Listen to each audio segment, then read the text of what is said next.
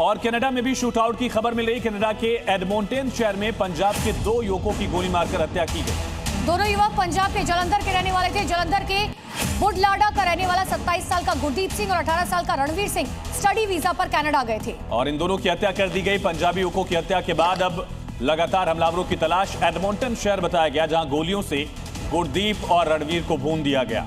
जलंधर के रहने वाले ये दोनों छात्र बताए जा रहे हैं और ये 2 तस्वीरें आपको दिखा रहे हैं। देखिए, एक तरफ अमेरिका और दूसरी तरफ कनाडा, जहां पर गोलीबारी की घटना हुई है और दोनों ही घटनाओं में 2 लोगों की मौत की जानकारी।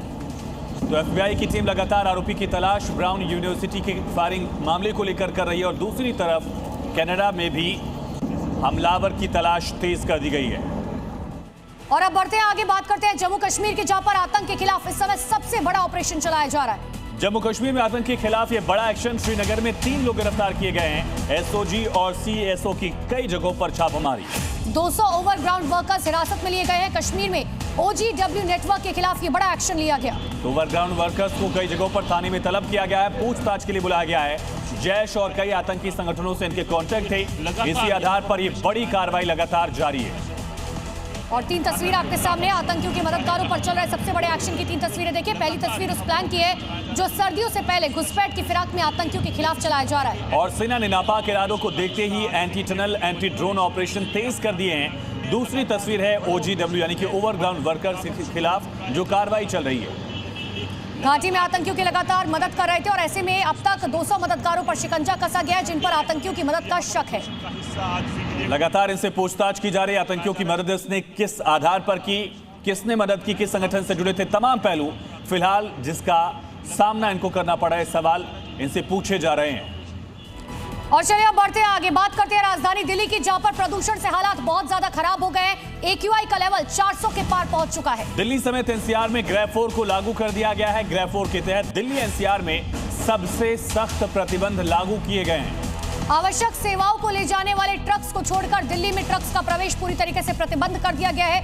दिल्ली में पॉल्यूशन अब लगातार सर्दी के आते ही अपने खतरनाक लेवल तक पहुंच चुका है। कई इलाके ऐसे हैं जहां पर एयर क्वालिटी इंडेक्स 500 के पार है। किसी भी तरह का कंस्ट्रक्शन, किसी भी तरह का डेमोलिशन दिल्ली में अब नहीं हो सकेगा जब तक ग्रेड 4 लागू रहेगा। इसी तरह से ऑफिसेज में भी 50% क्षमता के साथ ही काम करने की सलाह दी गई। 4 तस्वीरें आप देखिए। दिल्ली के तमाम इलाकों में एयर क्वालिटी इंडेक्स 500 के करीब पहुंच चुका है। और देखिए, सर्दी की शुरुआत होते ही पहले ही इस बात का अंदेशा था। एक और बड़ी खबर, दिल्ली की हवा और जहरीली हो गई है। दिल्ली में एयर क्वालिटी इंडेक्स 500 के पास पहुंच चुका है।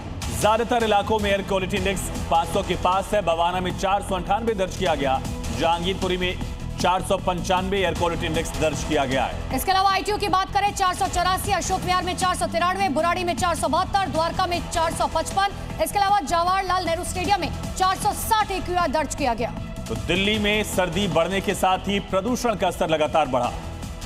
11 नवंबर को AQI 428 था और आज जब हम यहाँ खड़े हैं उस समय AQI 441 पार कर चुका है। CPCB भी कह रहा है कि बहुत खतरनाक स्थिति है। मैं कैमरा जर्नलिस्ट महबूब से कहूँगा कि जरा मेरे पीछे की तस्वीरें दिखाएं। ये इस समय खुली धूप होनी चाहिए लेकिन स्मॉग की चादर देखिए कैसे लहर मार रही है और जो लोग आ रहे हैं, जो वाहन हैं, उनको बेहद तकलीफ हो रही है। गाड़ियां जो हैं, जो व्हीकल्स हैं, उनको चलने में तो आप समझ सकते हैं कि जो लोग 2 व्हीलर्स पे मूवमेंट कर रहे हैं या जो बच्चे हैं जो स्कूल जा रहे हैं, वो ये धुंध है, जो स्मॉग है, वो उनके फेफड़ों में कितना असर कर रहा होगा। मैं एक बार महबूब से कहूँगा कि इस बार इस तरफ जो है बाएं तरफ एक बार दिखाएं। ये देखिए, ये मेरठ एक्सप्रेसवे की तस्वीरें हैं। यहाँ पर स्मॉग देखिए कैसे ये लहर मार रहा है हवा के साथ। पूरे हाईवे को इसने आच्छादित कर लिया है, ढक लिया है। और अब बात करेंगे कोहरे की कहर की। कोहरे की वजह से कई जगह बड़े हादसे हुए हैं। ग्रेटर नोएडा की बात करें, आधा दर्जन गाड़ियां एक साथ टकरा गई। हादसे की वजह से हाईवे पर जाम लग गया। मथुरा में खड़े हुए ट्रक से एक कार टकराई है। 6 लोगों के घायल होने की खबर है। रेवाड़ी में 4 बसें आपस में भिड़ गई। कम से कम यहाँ पर कई लोगों के घायल होने की खबर है। कम विजिबिलिटी जो है वो हादसे का कारण बन रहा है। सर्दी की शुरुआत होते ही कोहरे ने अपना कहर बरपाना शुरू किया तो दूसरी तरफ तेज रफ्तार गाड़ियां जो हैं उनके देखिए किस तरीके से तस्वीरें सामने आ रखी है। हादसे की तस्वीरें आपको दिखा रहे हैं जहां पर विजिबिलिटी कम होने की वजह से गाड़ियां आपस में टकरा गई। ग्रेटर नोएडा में बताया जा रहा है कई गाड़ियां आपस में टकराई है। 6 गाड़ियां मथुरा, रेवाड़ी और ग्रेटर नोएडा 3 जगहों से हादसे की तस्वीरें सामने आई।